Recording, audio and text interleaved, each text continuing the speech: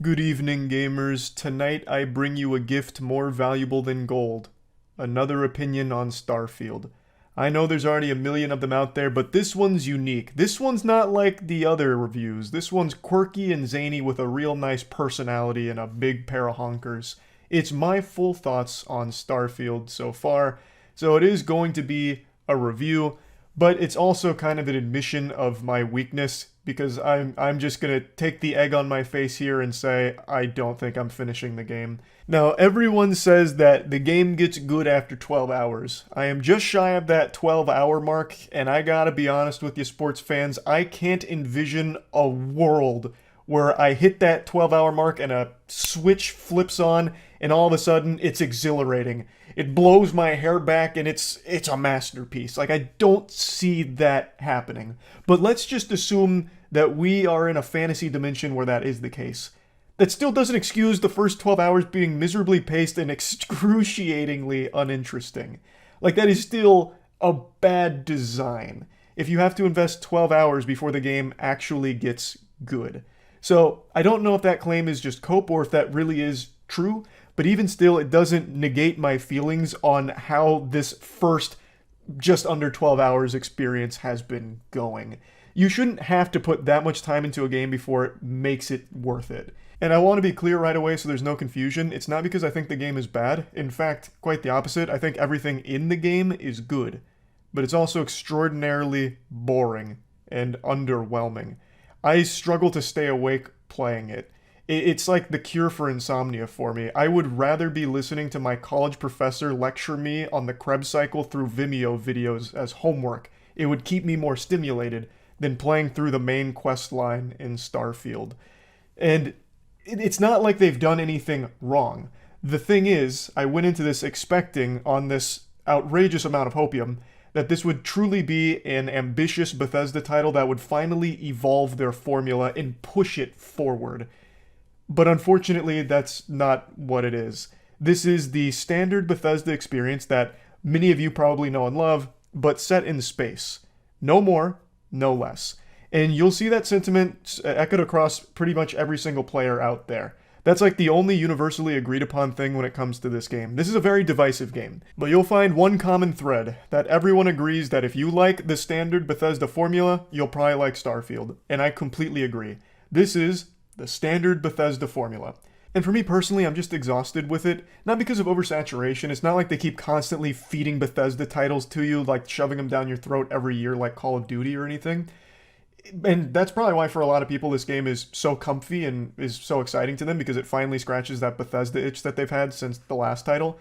But for me, that itch only gets scratched if the game is an improvement or something bigger. Like, I wouldn't want to just keep playing the same game with a different skin. I loved the Bethesda formula a decade ago, and this feels like it's stuck in the past. This feels like it's still playing with fidget spinners right now. It just, with all of the hype and all of the claims that they were making about this game pre-release, I would have expected so much more than just being complacent with the exact same Bethesda experience that you're used to with a different coat of paint. Now, it's a beautiful coat of paint. I actually love all of the main locations that I've visited so far, and it's not like there's no new mechanics or anything. Like, the ship customization is super in-depth and really cool.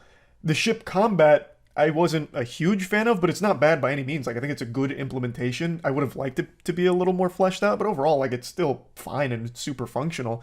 There's a couple other things as well, but I don't know if I can mention them because that'd be spoilery, and I'm not trying to just dump spoilers on you like a jump scare. But there are new things they added. But none of those new things are all that new per se. They're new to the Bethesda formula, but they're very familiar with many things you've seen in many other titles over the last decade.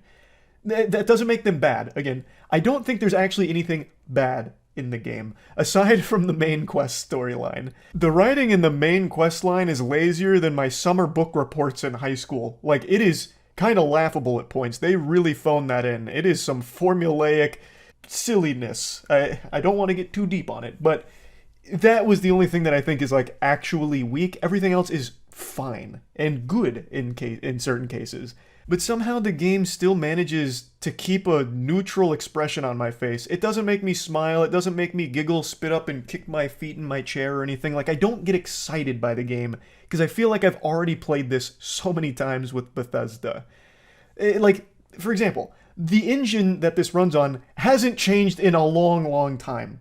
So, during the main quest line, especially, there's almost no facial animations for any of the NPCs, so it takes all of the emotional investment and immersion right out of it, because you'll be getting great voice acting from all of these characters, but then you're looking at the character, you're having this goddamn staring contest where they're just staring a hole through your soul, and there's nothing on their face. Even when it's like an emotional beat, there's nothing. So it makes everything so fucking stiff. It's like all you can do is communicate with mannequins like it's I Am Legend. Like, if you're lucky, the extent of the expressions you'll experience in the Starfield main quest line is this. And you are beyond fortunate if you even get that much. Because most of the time, and this is even outside of the main quest line, NPCs will give you the meanest stink eye this side of the galaxy's ever seen.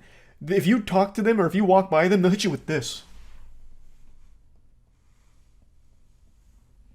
Like, they're just constantly concerned, like, keeping a close eye on you. It's like they're all fucking spies or something. Everyone's giving you the reverse Kubrick stare, and they all look like absolute psychopaths.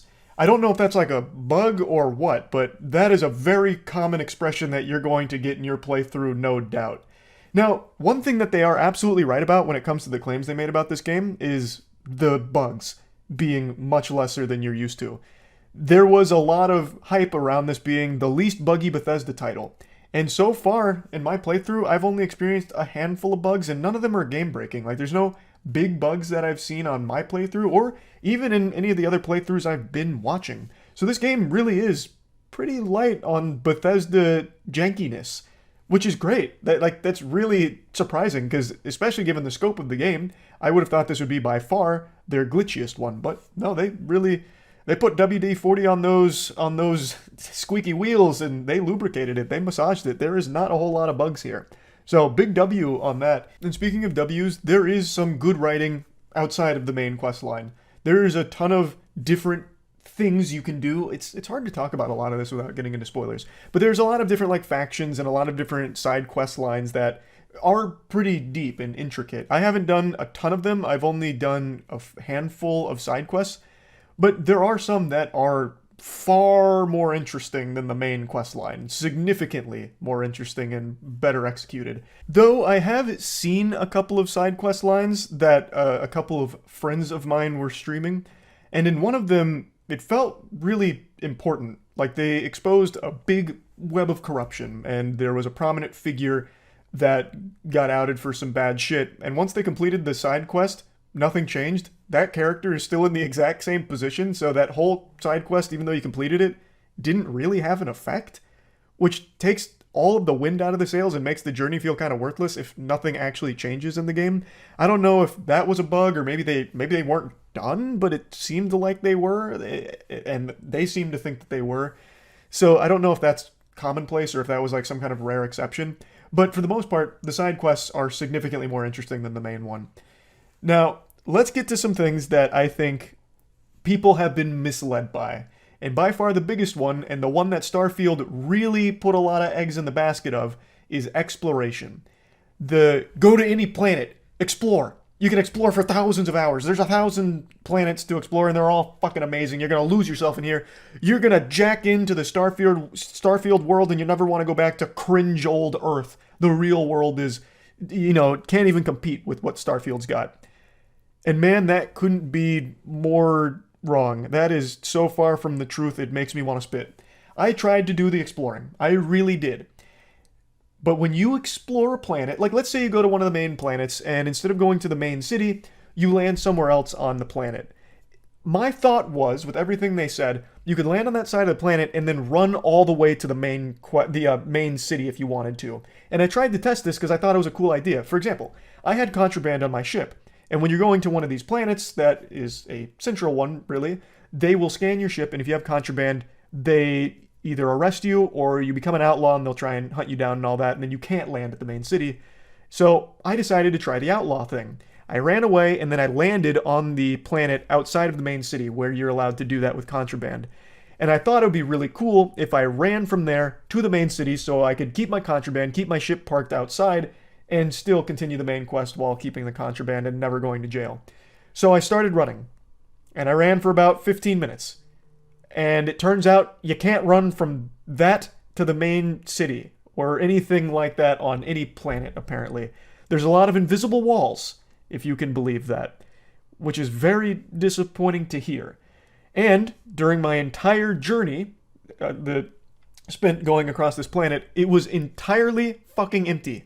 Just rocks, flat ground, and a couple of space animals. And by couple, I mean one space animal type per planet from everything I've seen. And they just kind of stack them occasionally in clusters so it feels like it's somewhat alive. And that's it.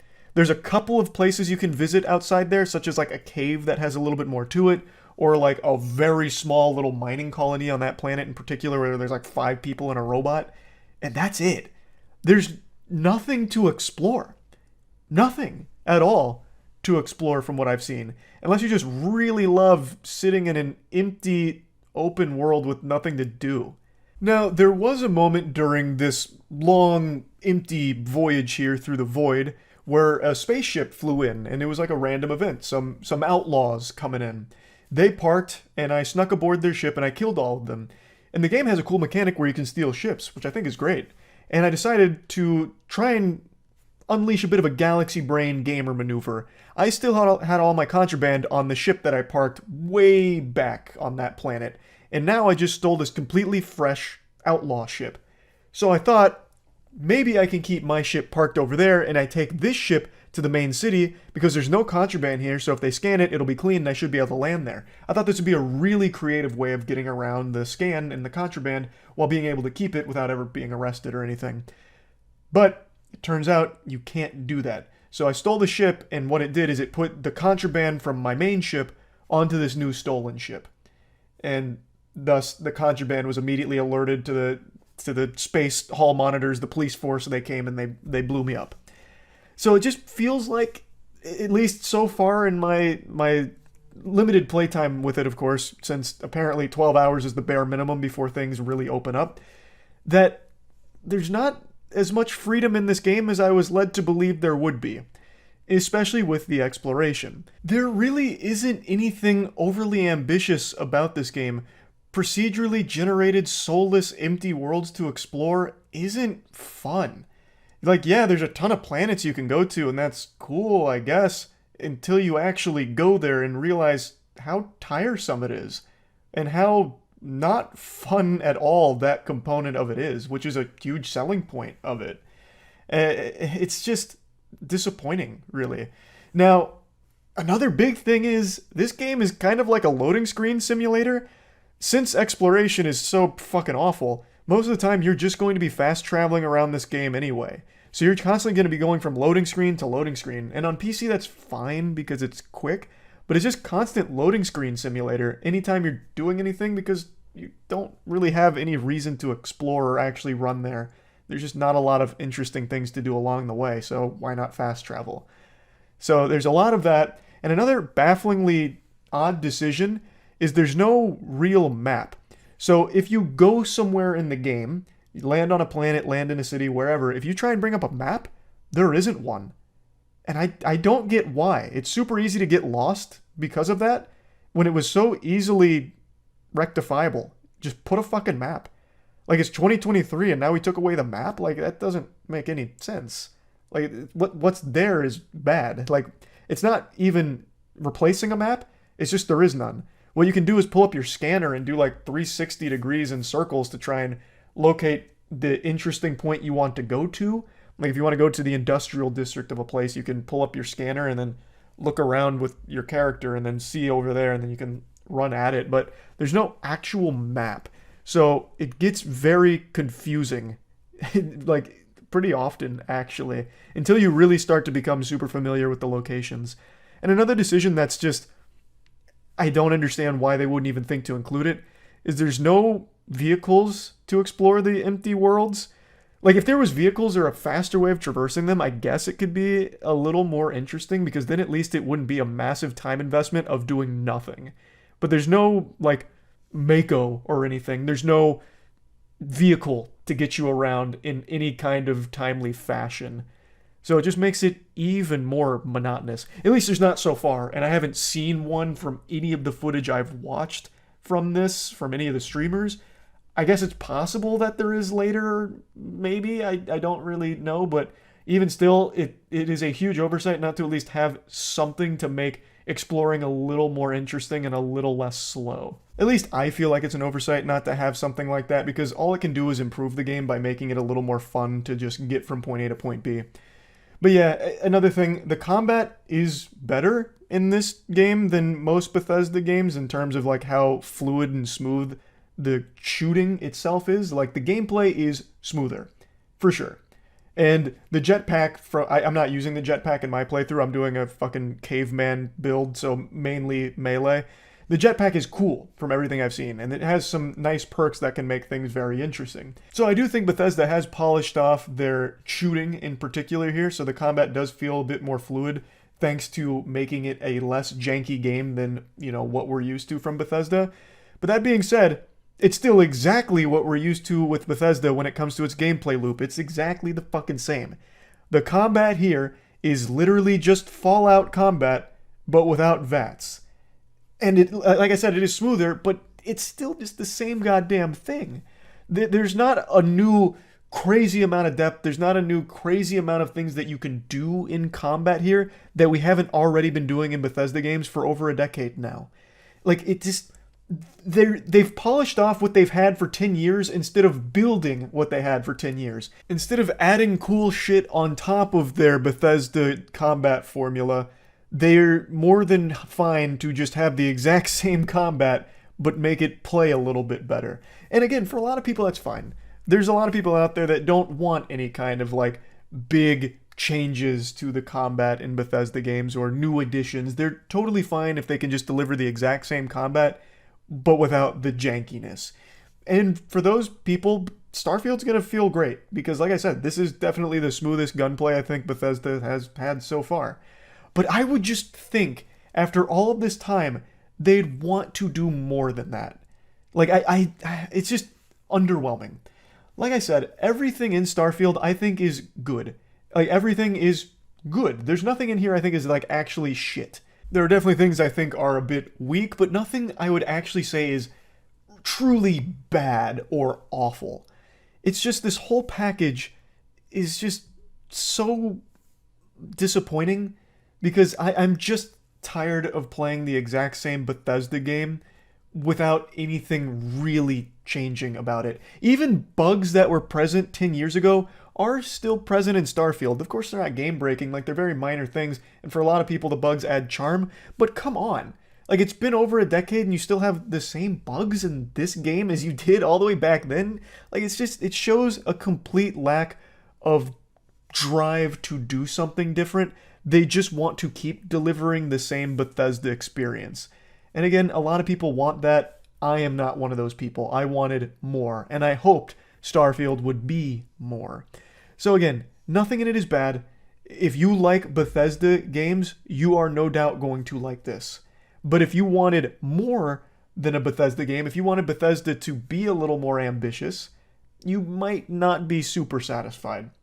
So this is kind of my review of it. It's not a moist meter, but we are still going to have a moist meter for Starfield. It just won't be done by me. A lot of you might not remember, but Jackson actually does the moist meters with me. We usually talk to each other about how we're feeling about the things we moist meter. And I'm tapping out on Starfield. I don't see myself finishing it. I can't find the motivation to push through the boredom. Jackson is loving it. Jackson is someone who's more than comfortable getting the exact same Bethesda experience and nothing more.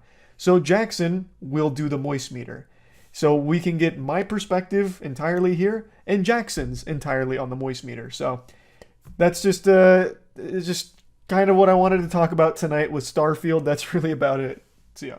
Well, the Halo show's finally over, which is great news, but Unfortunately, like a zit during puberty, it will be back, because they already booked season 2 before this dumpster fire ever even aired, which is baffling. Their confidence in the show is misplaced, and the team behind it feels like they wanted to use as little as possible from the Halo universe, and they made that clear right away when they proudly stated that they didn't play the games and had no desire to ever play the games. And you can almost feel that in the show itself. Like, deep in the DNA of the show, it feels like it was made by people that hate Halo and just wanted to make fun of it subtly. Though it's not very subtle when one of the major lines is, "Find the Halo, win the war," which is nonsensical butthole speak. Pretty much half of the lines in this entire show feel like they were generated by a clever bot. Like, it feels AI generated. It's crazy that the show's in the state that it's in. They take a beloved franchise like Halo and make this wet fart out of it. I don't get the point at all. This shit is more cringe than the butt ugly Martians. It really feels like they initially wrote a generic sci-fi script but knew it wouldn't do that well, so they slapped Halo on it just for some guaranteed eyes on the project. But I don't think it worked out super well for them, because most people I know stopped watching after the first 3 episodes. Across the entire 9 episodes, there's only 4 action scenes, and I'm not one of those guys that just needs to have my hand on my dick watching mindless action to be entertained, but those are the only good moments in the show. They do the action well. I actually thought they did a good job of making Master Chief and all the other Spartans on Silver Team look really badass and show just how strong one Spartan can be. They really do a great job of showing how fucking amazing the Spartans are. So that's when the show's at its best, when it's just giving you action. Everything aside from that is so bad. Now, I already made a video on Halo up until episode 8, but now that episode 9 is finished, this is just going to be like a little moist meter for it. So episode 9 is actually one of the better episodes of the series, which isn't exactly high praise because the whole series is bad, so it's like comparing shit to poop. But what really carries episode 9 is the last 20 minutes where they finally go to the Covenant homeworld. They finally take the fight to the Covenant, and it is probably only the 3rd time the Covenant have ever even been in the show. The majority of everything that happens in this show is just family drama and the Spartans having memories and Master Chief fucking because he falls in love with a girl after meeting her twice. So outside of that, the Covenant have just barely even had a role to play in this show until the very end of this episode, and they do a great job. They actually set up an entire level that seems like it was lifted right out of Halo Combat Evolved, so I give them props there. They did a great job with the set. So the Spartans drop in, they hot drop, fucking nuts to butts. They're killing all kinds of grunts that are sleeping, which is a nice homage. They kill all kinds of elites, they're fighting the brutes, and it's really flashy, it's really cool, and the entire time it looks like a level straight out of Halo. It's really, really enjoyable. But then towards the end of the fight, it goes back to Master Chief being whiny, stinky diaper baby man, who then, goes back into the mainframe of the artifacts, and he's talking to McKee, and he's crying, he's all upset, and then she gets shot, and he's like, "No, don't do that, why'd you get shot? Ah!" And it's hard to even care about the character, because you don't really get to see her much. She doesn't do much. She's just more of a nuisance. You don't know anything about her, so the audience doesn't really care that she gets shot, but John does. And then in his sorrow and despair, he lets Cortana take over his whole body in order to get the artifact out and save his Spartans. So now Cortana takes over Master Chief, and he becomes basically a fucking fleshlight for Cortana to use. So Cortana / Master Chief kill all the Covenant around them, take the artifact, and they zip off the planet. And there's a massive plot hole here, because all 3 of the prophets are right there, right above the artifact that Cortana takes. She could have killed the prophets. They weren't guarded or anything. She could have just killed all 3 of them and then taken the artifact, and pretty much put the kibosh on the entire Covenant right away. But that was never even briefly thought of in Cortana's infinite wisdom. But anyway, that's where episode 9 ends. Everything before that is just more boring garbage, where it's Halsey's doing questionable moral things, and then they're trying to hunt her down and kill her for all of her crimes. But she manages to elude them, and then at the end you see her plotting to propel humanity forward to the transcendence and shit like that. But what I think is the best part about episode 9 is it completely forgets about Kwa Han. And I think that's when the show's at its best. So the last 2 episodes didn't have Kwa Han in them, and they were better episodes. I really think Kwa Han was one of the worst additions they could have made to the show. And I want to again specify, I think the actress that plays Kwa Han did a great job. It's just that character had no impact on anything that happened in this show at all. Everything played out exactly the same as if Kwa-Han wasn't there. She contributed nothing. So all of those episodes spent with her were useless. They didn't do anything. They didn't lead to anything. Maybe they do in season 2, but even still, it's hard to get excited about that because her entire plotline was so annoying and so boring. Why even have her there? I really think the best thing that can happen to the Halo show is lightning strikes the office and hits the season 2 script, and when they're rewriting it, they forget Kwa-Han ever existed in the first place. Or even better, they don't even bother rewriting season 2 script and just chalk it up as just a loss. And then we only had to deal with one insultingly awful season of this show. That would probably be the best case. Anyway, plugging the Halo show into the moist meter, I'm giving it a 30%. Like I said, I do think the action carried it. I thought they actually did a really decent job with it. The set pieces that they put on there really did make it feel like it came straight out of the game. And I wish I had seen more of that, considering there were so few action sequences. But what I really wish is that the show was just good and not dog shit. I wish that they actually bothered putting any amount of care into this show as opposed to just making it a generic sci-fi bore fest. So yeah, that's really about it. So yeah, obviously there's shows worth watching. There's so many shows that have come out recently, some bad, some good. I'm just going to give you a full breakdown on everything I've been watching. I had COVID for like 2 weeks, so all I did was watch shows and movies, so I'm all caught up on everything. Even My Hero Academia, I am all caught up on. So I'm just going to give you a full breakdown on what's good, what's bad that's being aired right now. Let's start with the bad.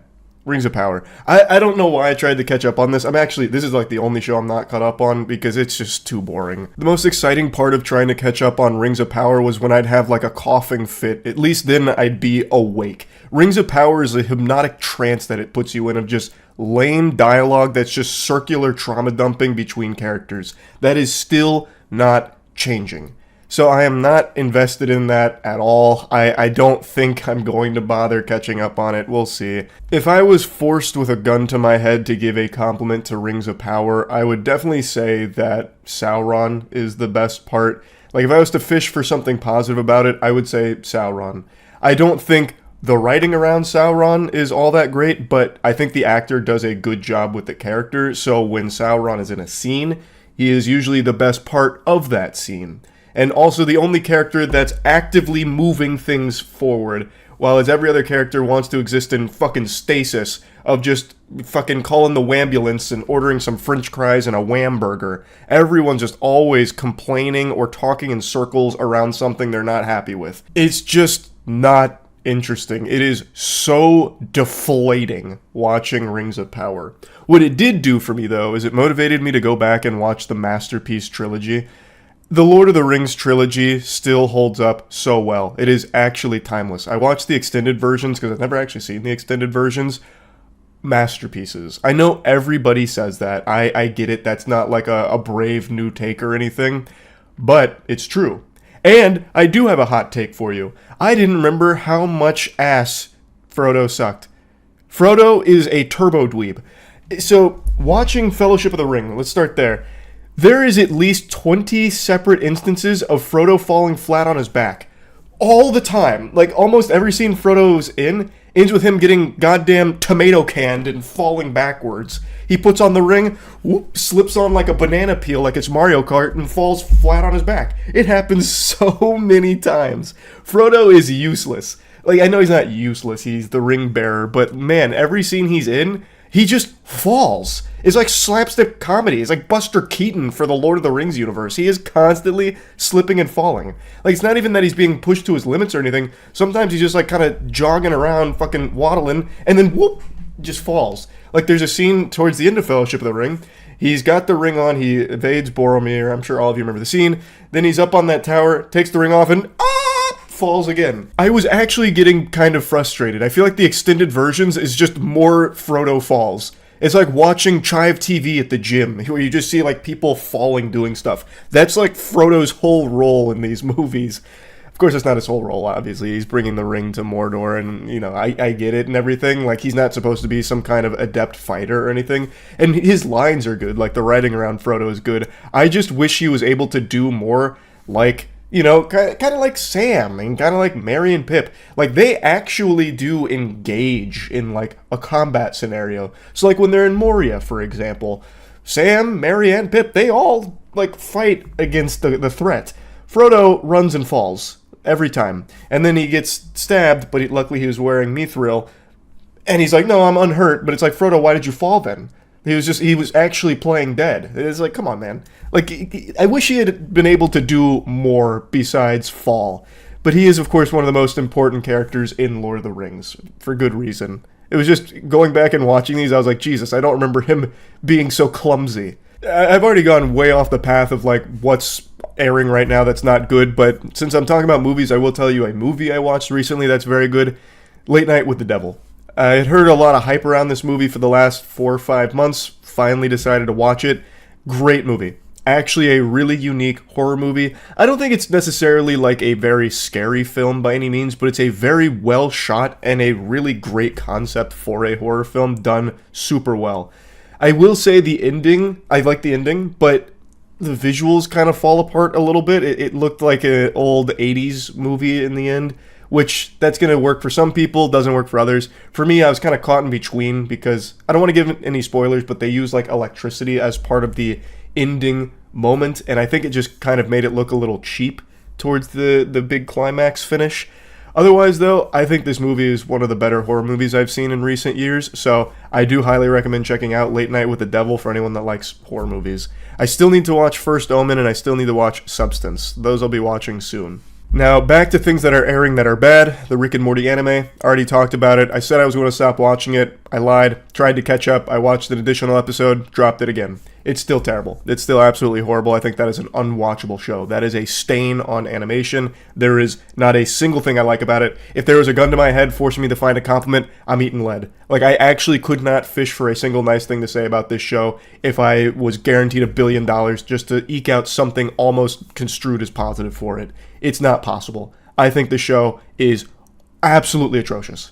Like, I'm struggling to find more descriptive words to showcase just how horrible the show is to watch, and I'm at a loss. It is one of the worst animations I've ever seen. I do think it is up there with Velma. That's a question I get asked a lot. Is it worse than Velma? I think it maybe is on par with Velma. It actually looks worse than Velma, too. There was just nothing to like about the Rick and Morty anime. Those are the only shows that I've been watching, was watching, that are bad. Now let's get to the ones that are definitely worth watching. The Penguin. So it's only 2 episodes deep right now, but I am really, really liking it. I think Colin Farrell does an unbelievable job with this character. So good. If I didn't know that was Colin Farrell, I would have never guessed. I would have said, wow, this is a superstar actor that has just been born.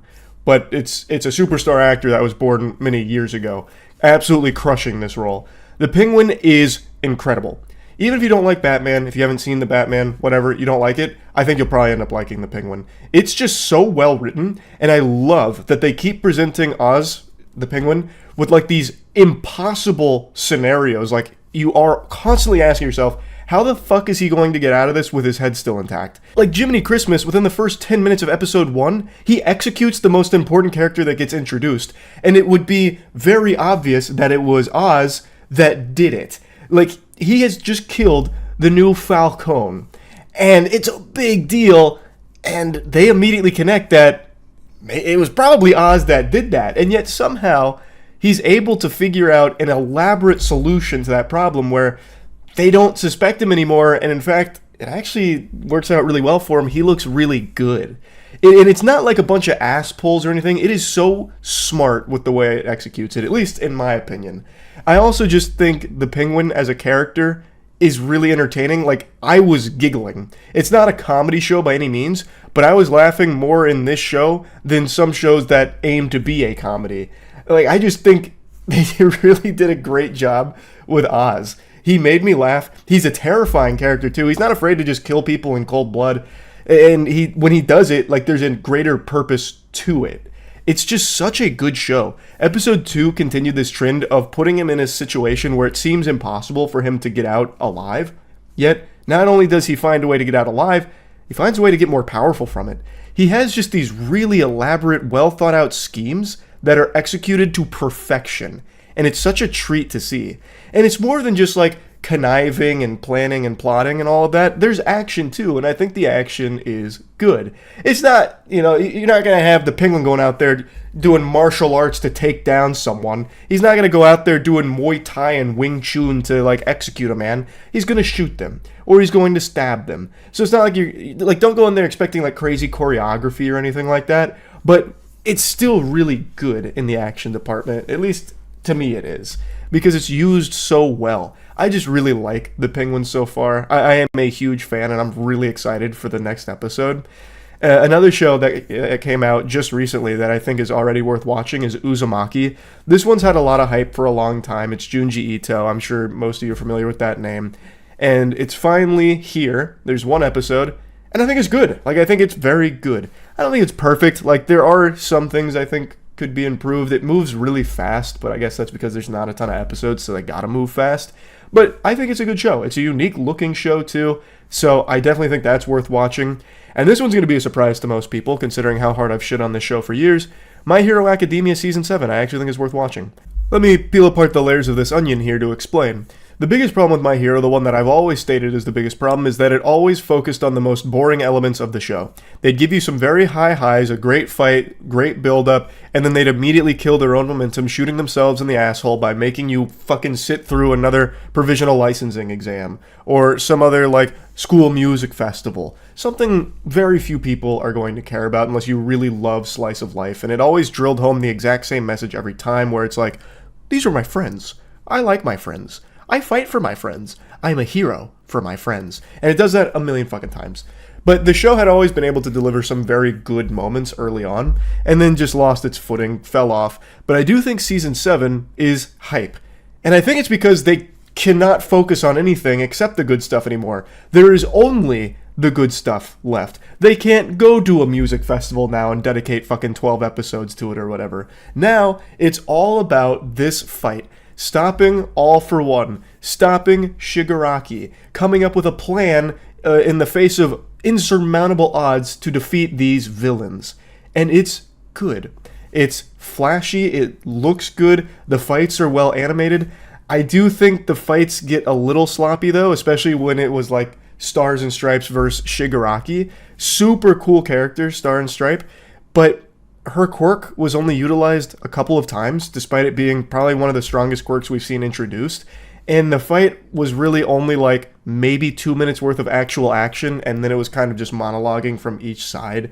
So it is guilty of doing that, but to a lesser extent than it had been. And since that fight, I do think the other ones have had a lot less of that.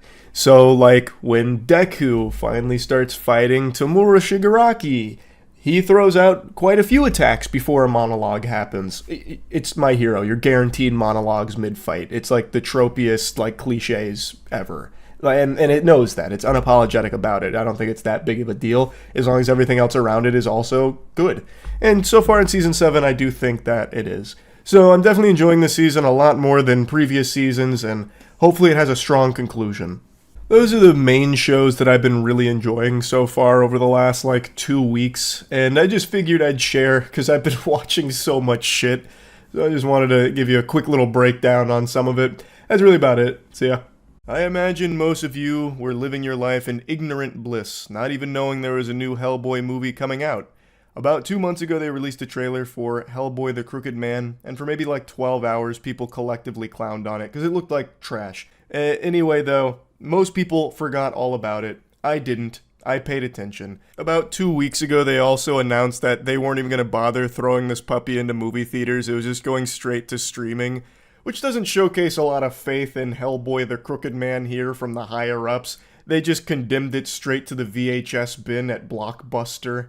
I love Hellboy. The Guillermo del Toro movies, I think, are amazing, and I was one of the few delusional souls that found enjoyment out of the Hellboy reboot a few years ago. I recognize that it's an objectively horrible film, but tell that to my heart, which was smiling watching it because it was so entertainingly shit. Especially the ending. I actually talk about the ending quite a bit on stream. I still think that is one of the most shocking, out of nowhere, but beautiful endings ever. Basically, hell gets opened on Earth, and they have these really cool demon designs that come out that I've never seen on the big screen. And they just start like flaying people alive. They start killing people in really fucking gory, creative ways. It was unexpected and really cool to see. But the movie's bad. I know that. It's still fun. But anyway, I paid attention to the Crooked Man here because I was going to watch it no matter what. And I don't want the title to mislead anyone here. It's not a good movie, but it's not as dog shitty as I was expecting it to be. So clearly this film is working on a lower budget here, which I never mind. Like I said, I think low budget films are the future. Every movie needing $100 million plus budget is absurdity, and some of my favorite films are the ones that are made on shoestring budgets. Even though this budget is like 20 million, I wouldn't even really call that shoestring, but comparatively to like everything else that comes out, that is teeny tiny. That is tiddlywinks of dollars to work with. Godzilla Minus One made it work though with a $15 million budget, and that was my favorite movie of 2023. That movie is a fucking masterpiece. Hellboy the Crooked Man is not. I'm not trying to compare it to Godzilla Minus One or anything. I'm just saying the budget I don't think is the biggest issue with the film. And I actually think they used their budget pretty well. Stylistically, I think the film looks good. I think they chose a good style to go with, and they recognize shortcomings with like CGI and stuff, so they don't bother to try and show you something that looks shitty for CGI. They will instead, like when someone's transforming, instead of showing them going through it, they'll cut away and they've already transformed. It's better than giving you some kind of lazy Nintendo 64 looking thing of them transforming. That's smart. And they do that for some of the action as well. And action doesn't happen much in this movie at all. This is not the Hellboy I've ever seen before. Apparently this is more true to the comic books where he's more of a detective as opposed to like a badass fighter. And I don't really like that. I'll just go ahead and tell you right now, I thought it was lame. Hellboy doesn't do much. Like, even as an investigator, he doesn't do much. He just says, oh crap, a lot. And then at one point, he starts hitting a few zombies with a shovel.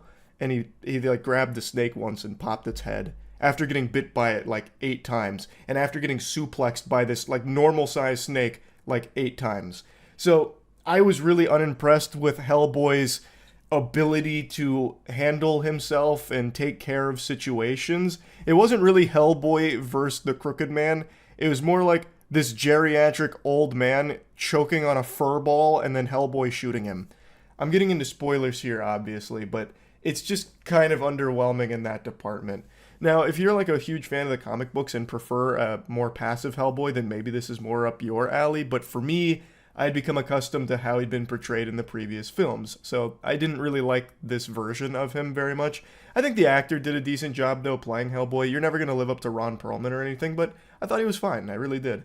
And I kind of went off on a tangent here, getting into other things, but what I was talking about with the style is I do think they used their budget well. Like, the locations are small, contained, so it's not like huge scale or anything. And I actually prefer that everything's not on this like world-ending scale. I like this more localized story. Basically, they had this spider that they were transporting.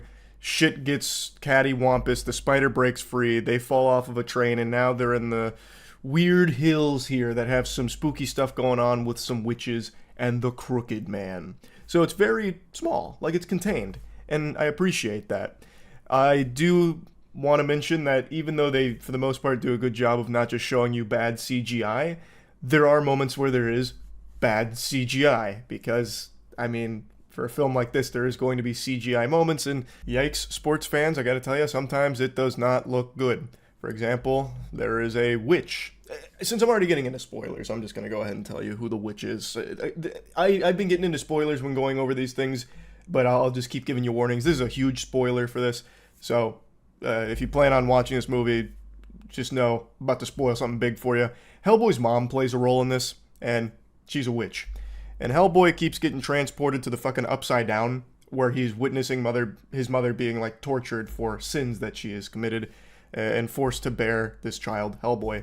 And she is burning. And Hellboy watches her burn, and it looks awful. Like, not like painful or anything, I'm sure it is, but like visually, I thought for a second I wasn't even watching a movie anymore. I was watching like previs.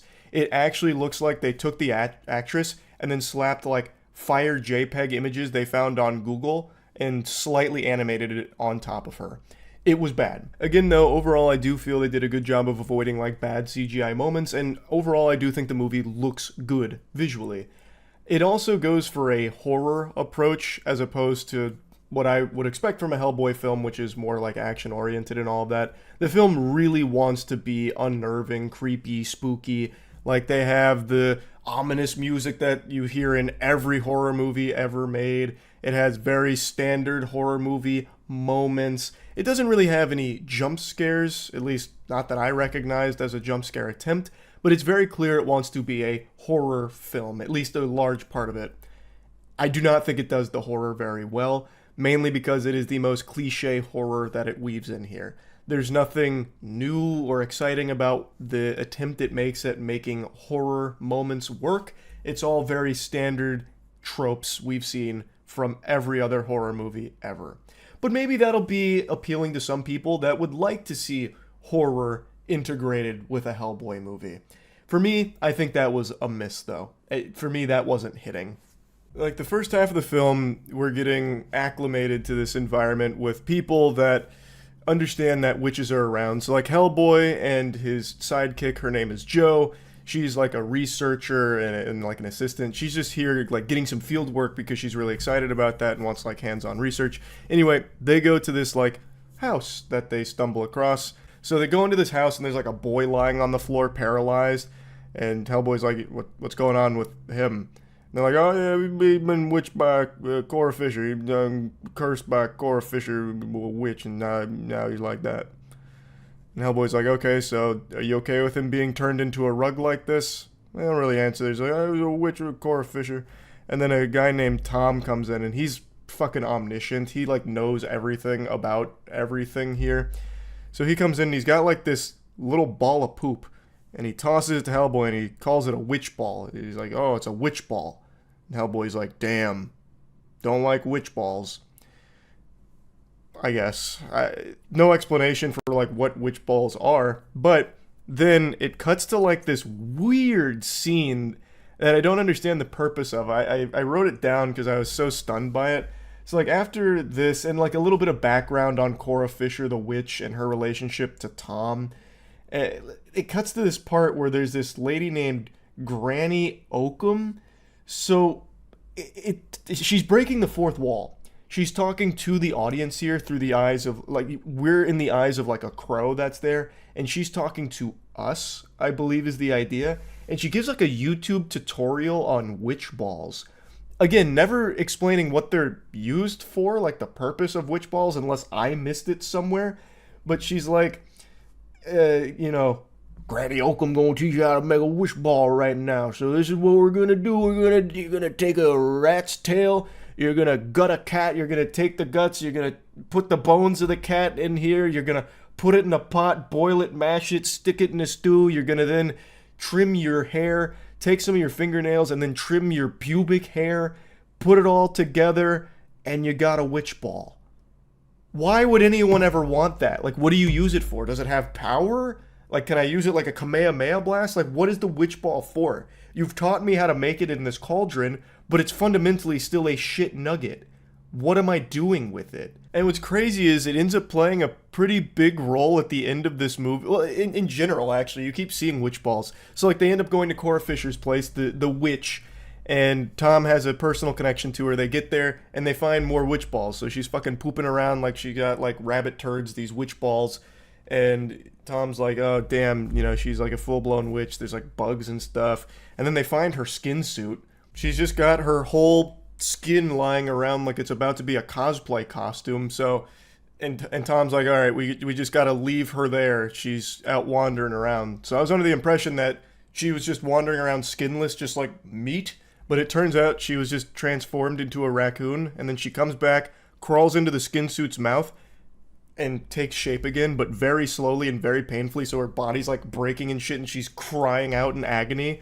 So I had to wonder, like, why did she even bother transforming if it's this painful? Just don't transform. Just stay in human mode. It seems really stupid to put yourself through that agony. So anyway, though, now they've all teamed up. Tom, Cora, Hellboy, Jo, and turns out Tom had another friend who was a witch, and I already forgot her name. I think her name was Effie. and he's going through like this flashback where he was becoming a witch. They were doing a ritual, and we learn more about the Crooked Man, who was a guy who got killed, and then he came back to collect souls to be rich again, and he gets like a penny every time he collects a soul. So he has like a pocket full of change, collects souls. Tom, Effie were doing this ritual. He saw the Crooked Man. It made him want to stop being a witch. But there was a thing Effie said where, with the cat bones he was collecting, make sure to pick out your favorite bone because it's going to be your lucky bone. For some fucking reason. And that is a very powerful object for the rest of this film. This lucky bone that he has. So he went to war, lucky bone kept him alive. He comes back, the lucky bone's basically a magic wand where he can Wingardium Leviosa shit.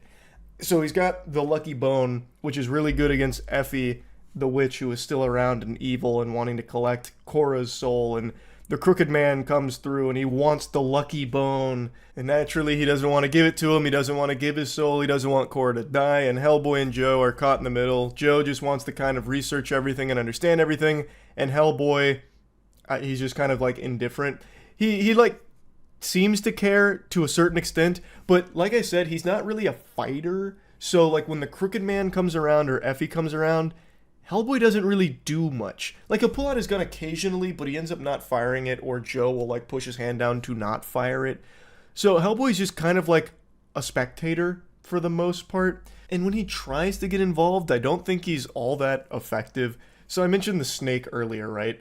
Well, it's kind of just like a normal sized snake. It wasn't some kind of behemoth basilisk or anything. Like, you know, what happened is Cora gets taken by this snake. Hellboy is watching it happen. She's getting strangled, bitten, killed by the snake as Hellboy just observes.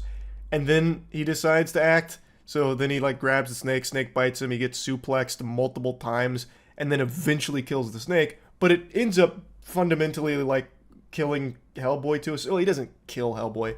It transports him to a different dimension. So then he's starting to see like his mom and Cora's there explaining like the sins and stuff. Like he can't even kill a fucking snake. You know what I mean? Like that's just underwhelming. Getting to the climax of the film though, they end up going to a church because Tom wants to bury his father. Turns out Effie turned his father into a horse. And that took a lot out of Tom's father, so he dies as a result of being a horse that was being ridden for so long. So he wants to take his father now to a church to bury him on, you know, the sacred ground. Crooked Man shows up, Effie shows up, Crooked Man's got zombies now, so he starts raising the dead. And this is when Hellboy finally starts to do things like he shoots a few of the zombies. The Reverend then blesses a shovel and he, like starts hitting zombies. Hellboy hits zombies with a shovel and shit like that. Like, the Crooked Man is not very powerful. I want to make that clear. They don't make the Crooked Man seem like a real threat. They just make everyone else seem like they're not capable of actually handling anything. But I will say, these scenes, I think, are the most visually interesting scenes. Like, I would have liked to see more of this. Zombies are beyond played out. It's beyond exhausting to see them. But it is nice to see Hellboy do things, as opposed to just kind of stand around looking cool. So, and I think they do a good job of actually having him look cool when killing these zombies. And blessing a shovel and hitting things with a shovel, how is that not badass? That's some stone cold Steve Austin shit right there. Like, that's good stuff. But it's so short-lived. Eventually, Reverend and Joe go into a tunnel. Tom and Hellboy go to, like, the Crooked Man's manor after they hit the Crooked Man with a shovel. Tom's got his lucky bone. He eventually uses it to do, like, a fucking stupefy on Effie, the other witch working with the Crooked Man. Hellboy starts hallucinating, so he's seeing his mom again. He ends up almost shooting himself in the head, but he breaks free of the brainwashing. And then the climactic showdown between Hellboy and the Crooked Man is really lame. He kind of spins Hellboy around with, his superpowers, kind of like how Saruman had Gandalf spinning in a circle, if you remember that scene. That's kind of what the Crooked Man does to Hellboy. He just kind of spins him around, throws him around a little bit, and then he gets him, like, lying down. So the Crooked Man comes over and he spits in Hellboy's mouth, so he's, like, puking out, like, a bunch of bugs and stuff onto Hellboy's mouth, and he's like, you could have saved your mom twice now if you just gave me their souls. The other guy, like, talking about Tom and stuff. And then Tom comes up the stairs, and he's got a witch ball, and he says, this is from Cora Fisher. And he throws the witch ball, which again is a shit nugget, like a furry shit nugget, and it goes right down the pipe of the Crooked Man, who turns around and eats it. It gets caught in his throat. So I guess that's the purpose of it. Like, you're supposed to throw it at someone and hope that they choke on it. So he starts choking on the witch ball, which Hellboy then capitalizes off of. So he starts beating on the Crooked Man a little bit. And it's really kind of silly because he like throws him down the stairs, and all of the coins that he was carrying start flying out of his pockets. It's like when Sonic gets hit in a video game and he just loses all of his rings. That's what was happening to the Crooked Man. Hellboy throws him down the stairs, coins fly out. Hellboy throws him down another flight of stairs, more coins fly out. And then it ends with him just shooting him in the head and more coins fall out. It's like when you hit the jackpot at like a fucking arcade. He just starts like spilling coins out of his skull. That's most of the main stuff. I don't think the movie is nearly as bad as most people probably expect it to be, but that doesn't mean that it's a great film either.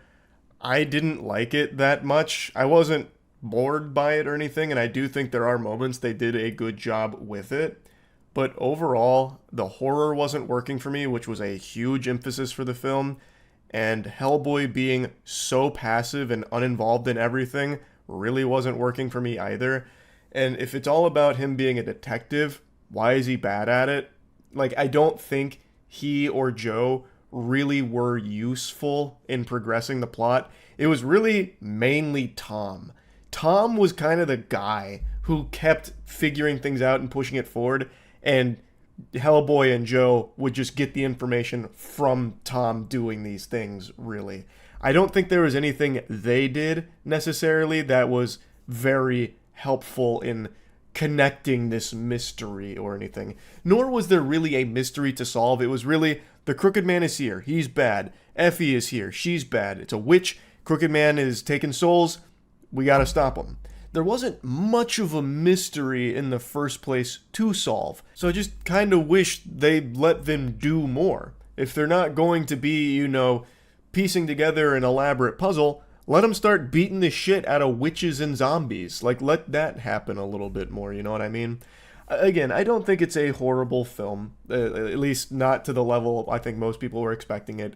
And I've decided to look into like what Hellboy comic fans think of it, and a lot of Hellboy comic fans really like this movie. And I'm happy to see that. Definitely wasn't for me though. This was definitely not a film that I found a lot to love about. Again, I like the style. I like some of the decisions they made with like keeping it more small and localized. It really felt like a piece of a Hellboy show. Like, it felt like you were dropped into the middle of a season of Hellboy, which is cool. Like, I would love a Hellboy show. Like, have smaller scale stories like this, and you could definitely make it work. Like, I think that'd be a banger. That's kind of what it felt like, but not quite to the level I would have liked to see. It was there were good ideas here that I don't think were executed all that well. But, again, is it worth watching? If you really like the comics, I think so. If you're more of a fan of the previous movies, probably not. If you like horror movies, maybe. If you're a big fan of like very generic horror. Overall, though, it's not like a bad time or anything. I didn't hate watching it or anything. So, yeah, that's really about it. So, yeah. I have a plate of spaghetti in front of me. Beetlejuice is the best sequel ever made. One of these two statements is a lie. Which one do you think it is? I'll tell you, it's not the spaghetti. But Beetlejuice is not the worst sequel ever made. And I think instead of doing moist meters, I'm just going to keep doing this format where I just tell you if a video game is worth buying or a movie or TV show is worth seeing. So I just got back from Beetlejuice, and overall I think it's alright. Like, I don't think it's amazing, I don't think it's bad, I think it's just good. I also rewatched the first Beetlejuice yesterday. So it's fresh in my noodle here, so I can immediately remember everything and recall everything and pick up on all of the little Easter eggs they dropped to have me going at the screen like I just saw Glup Shitto. So I have it all fresh up here, and I can confidently say that fans of the original will be satisfied with the sequel, but they're probably not going to put it on the same level as the original. It's probably going to be something that some people will be enthusiastic about, sure, but it's always going to be like, yeah, but it wasn't as good as the original, because it's not. I do appreciate, though, for the sequel that they didn't just try and ride the same horse again. It tried to carve its own path and give more lore to the universe that was built in Beetlejuice, which is cool. I like to see them flesh that out. But it just didn't always work. So, I'm going to get into spoilers. I'm not going to like spoil the whole thing, but there are things I want to talk about that I think are massive shortcomings of this film that I can't just vaguely beat around the bush with. I got to fucking dive headfirst into that bush. But I'll kick it off with positives. I think the visual style and the practical effects look great in this film. I love the style of it, and it really captures that same magical feeling that the first one has. And we see a lot more of Beetlejuice himself, which is great because Michael Keaton kills it. He is the best part of this movie, hands down. Now, in the original Beetlejuice, he was also a show stealer there, but he really wasn't on screen that much. He was like the smallest part of that movie.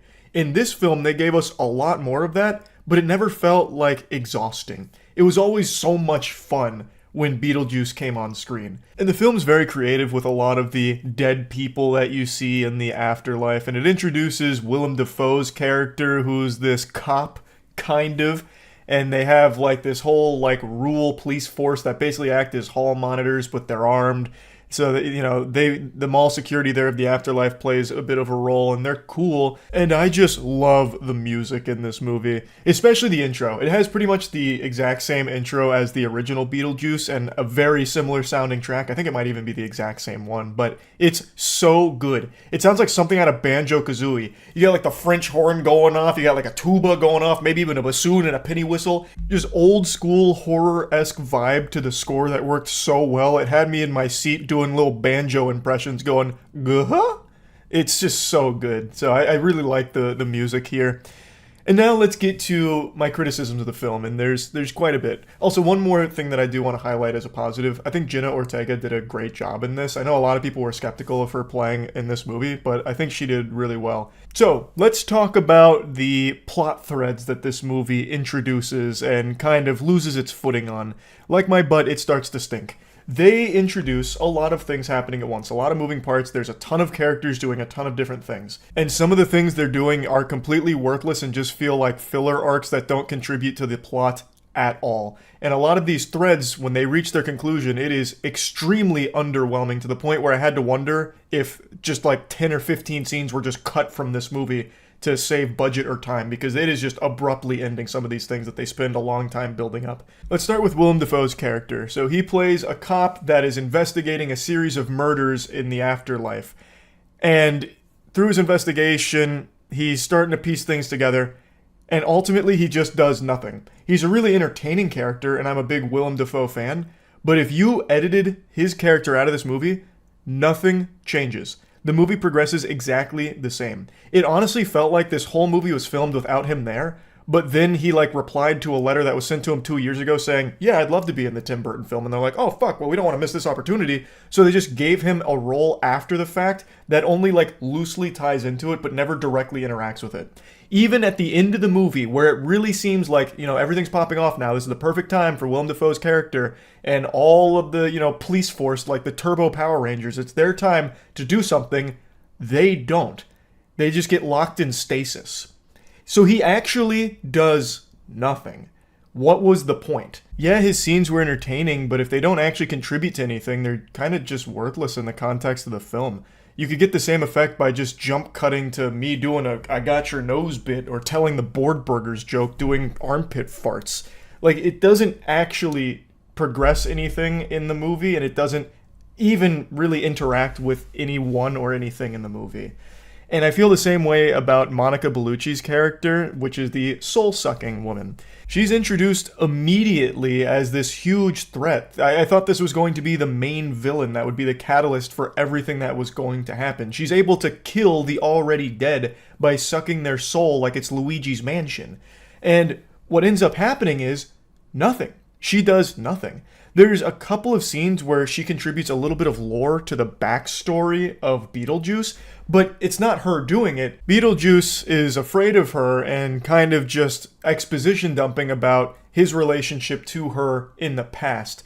So her presence in the movie gives us a little backstory on Beetlejuice, but she doesn't actually ever interact with this movie at all. Again, if you edited her character out of this film, everything plays out almost exactly the same. I have a conspiracy theory that nobody on set aside from Tim Burton ever even knew Monica Bellucci was in this movie until the very end. I think She only showed up to the set with the core cast members one day out of the entire filming period, because throughout this entire movie, she doesn't interact with, share a room with, or even share like the general space of any of the characters that we follow. She is always isolated to her own side missions, like her own side quest. It's not till like the last 5 minutes of the movie where she shows up, everyone just gasps like, ah, who is that? And then she's immediately exterminated. She just gets like fucking one-tapped. It's so underwhelming. It just, what was the point?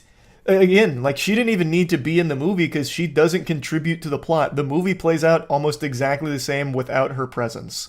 Like, because Beetlejuice, the reason he gets brought back into this is because of a death in the family, and Lydia goes back to the original ghost house, and Beetlejuice notices this and takes this opportunity to try and capitalize off of it, and some more shit pops off, and it leads to them needing Beetlejuice to help them out of a tight squeeze. But that pickle that the Dietz family found themselves in would have happened without the soul sucker ever returning and threatening Beetlejuice, because it doesn't have anything to do with anything. It's just like this moving part that we tune into occasionally.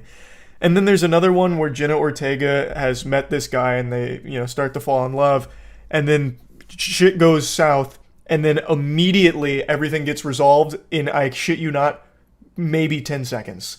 Like, after what happened is revealed and the mystery put together, it gets solved in 10 seconds and then never referenced again. Like, it's so weird because there's a lot of moving parts, but they don't actually follow through on any of them in a satisfying way. It's all just so lackluster. It just feels like kind of a waste of time to have followed those other storylines, and it would have been better served just focusing more on like one story thread to follow through. Like, I'm not saying they should have just emulated the original. I like that they didn't, but Beetlejuice is a really simple movie, and I think it benefited greatly from that. This is really convoluted and messy. Well, messy's not even the right word because it's not hard to follow or anything. It just becomes a question of why are we following this, because it doesn't actually matter. Like, Jenna Ortega and that boy, that plot thread actually does matter. That is the main reason why Beetlejuice gets brought into the fold with Lydia.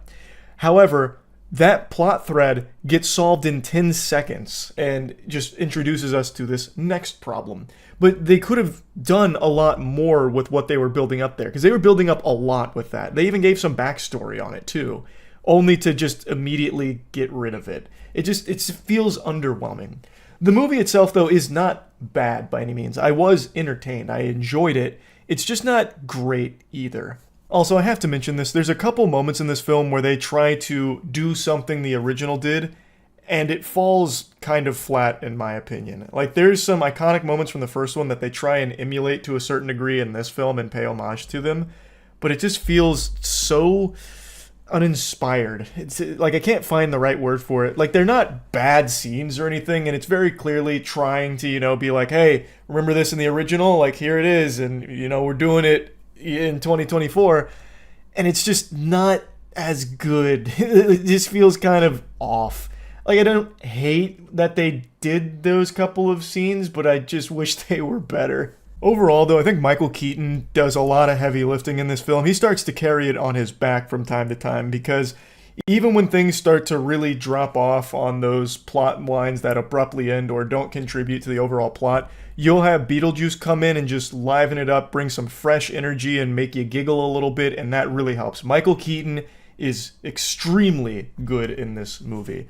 Not every joke lands, but the ones that do, I appreciated. Like, I had a good time with it. It's just a bit of a bummer that the film wasn't better, especially given how long it's been since the first one. These legacy sequels almost never work out, and this one's better than some, for sure, but it's still just not amazing either. Overall, though, I'd say it's probably worth watching if you really like the first Beetlejuice movie. If you didn't like the first Beetlejuice movie, you're not going to like this one, I imagine. But if you are a fan of the original, I think you'll at least walk away being entertained. Like, I don't think you're going to be let down and, inconsolable over how they ruined it or anything, because I don't think they ruined it. It's just not as good as it could have been, and it's very hard to compete with something as like timeless as the original Beetlejuice. So yeah, it's really about around three thieves, and they need money because they're in a bad area and they want to get out. I mean, there's drugs all around them, there's death, there's prostitution, there's people pooping on poodles. It's just not a good situation to be in. And then they get a tip that a blind man is sitting on about $1 million because his daughter was defusing a landmine in the middle of the road, and then a rich girl was to them because the dude that looks like a fucking Saints Row created character is dating the female of the group, who the other dude in the group has a crush on. And this creates a little bit of conflict because the dude that's dating the girl is like, hey man, now I would give this movie about an Aussie out of Absolute Moisture. Now I know what you're thinking, Aussie is more of a shampoo moisturizer. It's not really, skin moisturizer. Now let me justify my rating here. I don't feel like it's fair to limit the absolute moisture scale to things that just lubricate your skin. I